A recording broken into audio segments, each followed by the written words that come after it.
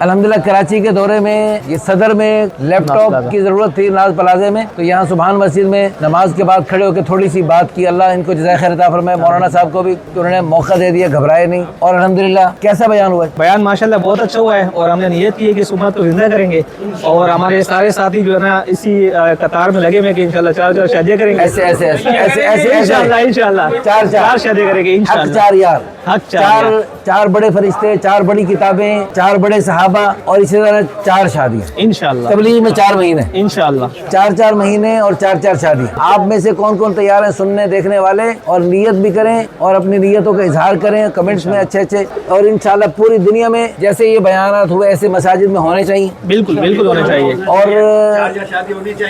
شادیاں بھی ہونی چاہیے، اور اس موضوع پر ترغیب ہونی چاہیے، تاکہ کروڑوں عورتیں جو بیچاری زائد ہیں، ہم اللہ کی قسم ان کے ترجمان ہیں، اور ان کی تڑپ ہمیں چین سے بیٹھنے نہیں دے رہی. ہم چاہتے ہیں کہ ہر گلی ہر محلے میں یہ بات چلے. جزاکم اللہ خیرہ.